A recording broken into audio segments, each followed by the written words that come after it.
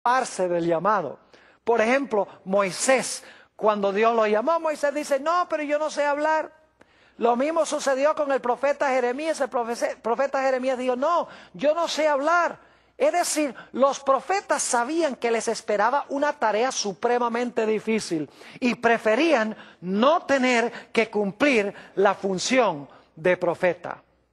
Muchas veces los profetas eran medio extraños y excéntricos. Raras veces los profetas eran populares. Es decir, yo no conozco ningún caso en la Biblia a donde un profeta haya sido querido por el pueblo. Porque el pueblo a quien era enviado el profeta siempre odiaba al profeta, porque el profeta decía las cosas exactamente como son. Es decir, como hemos hablado, el profeta no encaramelaba su mensaje, sino que el profeta reprendía el pecado y hablaba directamente. Los verdaderos profetas no buscaban fortuna, ni fama, ni dinero para ellos mismos. Es más, la mayoría de los profetas eran pobres y tenían poca educación. Y yo creo que una de las razones por las cuales Dios escogió profetas con poca educación es que la gente que tiene mucha educación le encanta mostrar su sabiduría y de esa manera se interponen entre Dios y el pueblo, y en vez de dar el mensaje de Dios, imparten un mensaje que viene de su propia sabiduría. Por eso Dios escogió lo más débil de los débiles para impartir su mensaje, porque una persona sin educación, una persona sencilla y humilde, podía ser usada fácilmente en las manos de Dios. Ahora queremos ir a nuestra característica número 9 de un verdadero profeta. Los verdaderos profetas nunca usarán métodos prohibidos para descubrir el mensaje de Dios. Vayan conmigo en sus Biblias a Deuteronomio, el capítulo 18 y los versículos 9 al 12. Deuteronomio, el capítulo 18 y los versículos 9 hasta el versículo 12. Aquí se dan métodos prohibidos por Dios, métodos que Dios no usa para impartir su mensaje. Y un verdadero profeta nunca usará esta metodología para transmitir el mensaje de Dios. Deuteronomio, el capítulo 18 y el versículo 9 dice esto: Cuando entres a la tierra que Jehová tu Dios te da, no aprenderás a hacer según las abominaciones de aquellas naciones. Y fíjense que aquellas naciones que Dios mandó a expulsar de Canaán cometían ciertas abominaciones. ¿Cuáles eran algunas de esas abominaciones? Versículo 10. No sea hallado en ti quien haga pasar a su hijo o a su hija por el fuego, ni quien practique adivinación, ni agorero, ni sortílego, una persona que echa suertes, ni hechicero, ni encantador, ni adivino, ni mago, ni quien consulte a los muertos. Es decir, no imparte Dios un mensaje a través de un medium espiritista, o el que lee la bola de cristal, o el que lee los naipes, o el que procura determinar el destino en las estrellas. Dios no usa ninguno de estos métodos para transmitir su mensaje a través de un profeta. Noten el versículo 12, porque es abominación para con Jehová cualquiera que hace estas cosas, y por estas abominaciones Jehová tu Dios echa estas naciones de delante de él. Vamos a leer también un par de versículos del Nuevo Testamento. Apocalipsis, el capítulo 21 y el versículo 8. Apocalipsis, el capítulo 21 y el versículo 8.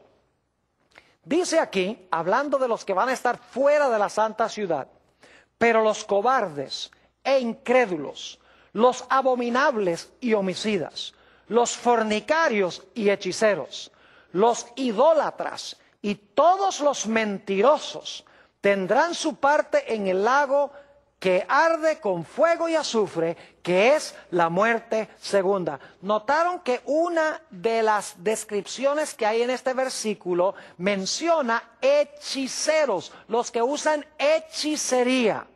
Noten también el capítulo 22 y el versículo 15. 22, 15. Mas los perros estarán fuera. Y los hechiceros, fíjense otra vez, y los hechiceros, los fornicarios, los homicidas, los idólatras y todo aquel que ama y hace mentira. Así que fíjense que nuevamente se menciona aquí hechiceros.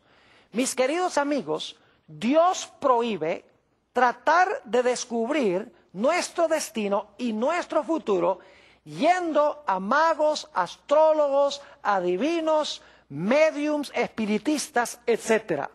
Dios imparte su mensaje a través de profetas sin emplear estos métodos prohibidos. Vamos ahora a nuestra característica número 10 de un verdadero profeta. Dios ha levantado profetas en cada momento crítico y crucial de la historia del planeta Tierra. Podría mencionar las diferentes épocas cuando Dios levantó esta voz profética en medio de un momento vitalmente importante para la raza humana. Voy a mencionar esos momentos históricos crucialmente importantes. Por ejemplo, el primer profeta de la Biblia fue un hombre llamado Enoc. En Judas 14 y 15 nos dice que Enoc profetizó, era el séptimo desde Adán y profetizó. Es decir, Enoc fue profeta. La Biblia nos dice que caminó con Dios y Dios se lo llevó al cielo de entre los vivos. La Biblia nos dice que cuando Dios estaba a punto de mandar un diluvio universal, ciertamente un evento crucial en la historia del planeta Tierra, Dios levantó a un profeta para advertirle al mundo en cuanto a lo que iba a pasar, para que se arrepintieran de su pecado. Ese profeta fue Noé. Cuando Dios iba a dar inicio a la nación judía, Dios llamó a otro profeta, el profeta Abraham. Y sí, la Biblia nos dice en Génesis 15 y el versículo 13 al 15 que Abraham fue un profeta. Es más, el Señor Jesucristo en San Juan 8:56 declaró que Abraham vio mi día y se gozó. Es decir, que Abraham, cuando Dios iba a establecer a la nación de Israel, levantó a un profeta. ¿Qué diríamos cuando Dios iba a librar a su pueblo de Egipto?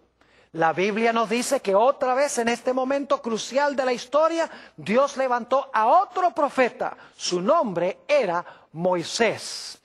Y Dios a través de Moisés sacó al pueblo de Israel de Egipto y los llevó a la tierra de Canaán. En la época de los reyes, Dios levantó a otro profeta, a David, quien escribió muchas profecías, por ejemplo, en los Salmos. En el Salmo 16 hay una profecía mesiánica hermosa donde dice que el cuerpo del Mesías no iba a haber corrupción en el sepulcro. En el Salmo 22 hay otra profecía magnífica de David donde dice, Dios mío, ¿por qué me has desamparado? Solamente para mencionarles dos profecías que encontramos de David. Es decir, cuando comenzó la época de los reyes, Dios levantó a un profeta llamado David. ¿Y qué diríamos del momento cuando el pueblo de Israel iba a ser llevado cautivo a Babilonia?